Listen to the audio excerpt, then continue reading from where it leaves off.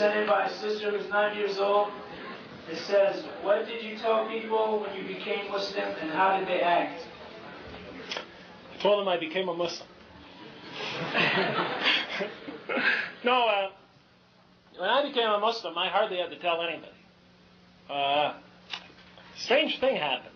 I was working at a Catholic university, Christian university, run by the Society of Jesus. And I was an atheist at the time, but I didn't tell them. Just wanted the job.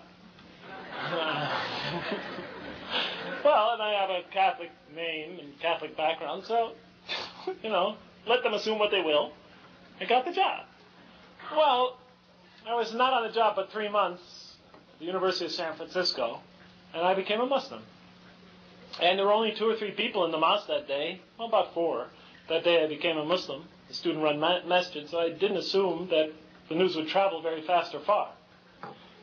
Well, the next day I'm walking on campus, and all these Muslim students are coming up to me saying, are you the professor who became a Muslim? And I'm looking around and thinking, are they going to kill me or what? I looked at them, yes.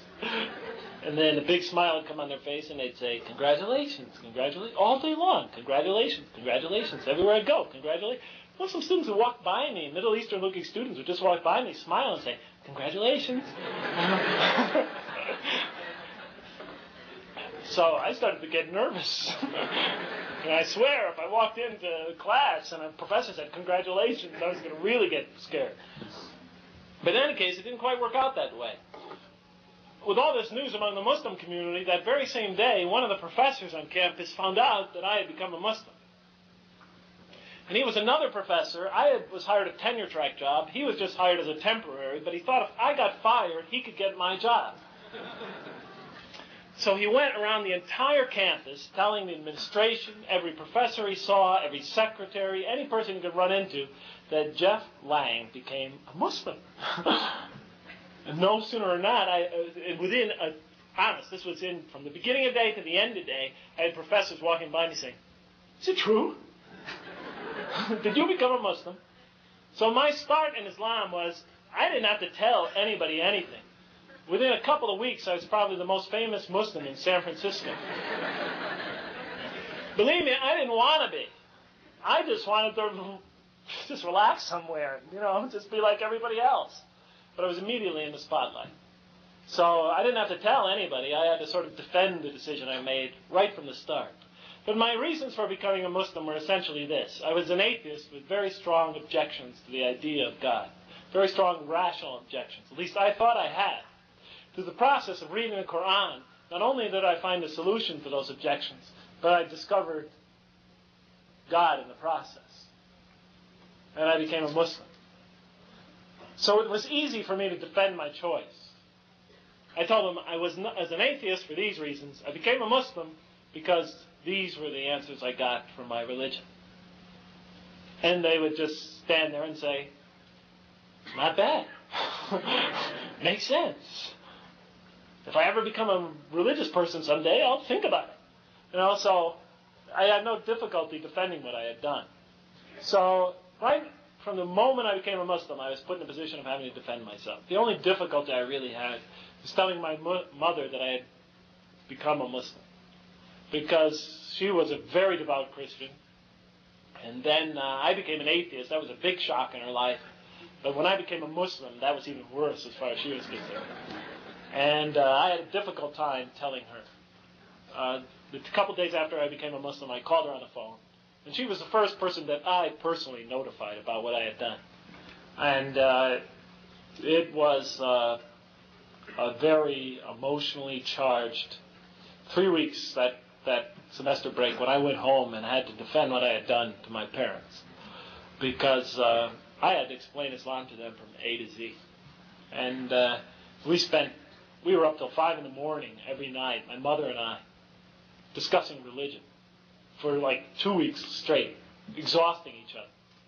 But in the end, she came to have a healthy respect for my religion. At one point she said, I understand why you became a Muslim. A person who thinks the way you do, I wasn't quite sure what that meant, but a person who thinks the way you do, I can understand why that religion would definitely appeal to them. And then she said to me, but I'm sorry, son, but I can never become a Muslim. And I told her I never even suggested the idea. And after that, we agreed to discuss it for a long time, and we did. But finally, she asked me at one stage not to discuss it anymore. And so we just hardly ever discuss it anymore. Unless she brings it up, then I'll discuss it with her. But I'll never bring it up first, because she immediately becomes defensive and has a very difficult time on it. So thank you. Okay, Michelle, the next question is, when people tell you I want to learn about Islam, but because of my studies, or at that moment cannot find time, how should we respond? Is it because of their fear, or can they truly not find the time? I don't understand. So they say they want to learn about Islam, but they said they don't have the time?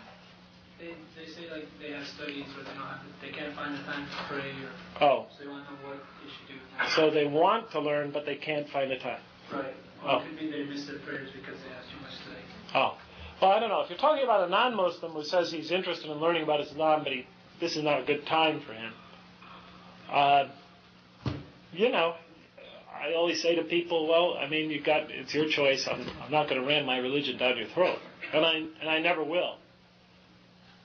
But I tell them that I think that I'll usually reinforce them. I'll tell them that the search for truth and the search for a relationship with God is very important.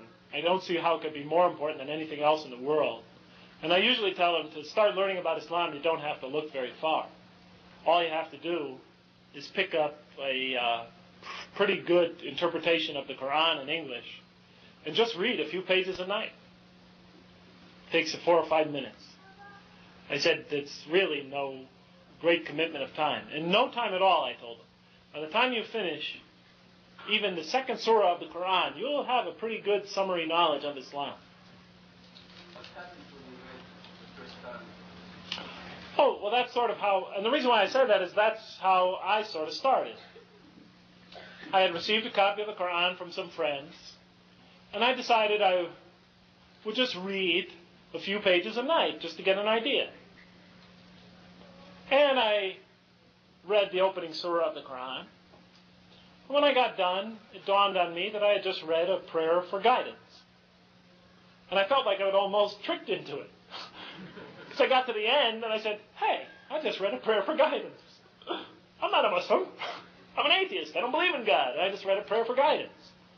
So you can imagine my reaction when I went on to the next page, which began the second surah of the Quran, entitled The Cow, and it began Aleph, Lam, Mim.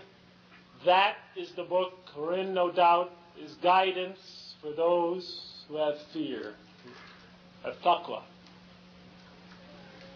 I was shocked. It was as if a voice from heaven was calling down to me.